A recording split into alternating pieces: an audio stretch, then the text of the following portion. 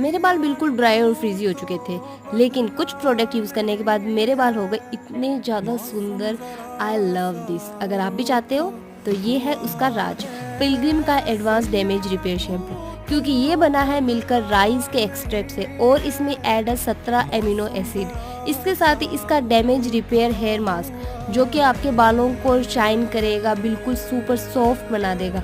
और ज़रूर कंपल्सरी इसको यूज़ करना है, सिर्फ शैम्पू से रिजल्ट नहीं आएगा। I love this. अगर आप भी लेना चाहते हो, go and please bye. Okay bye.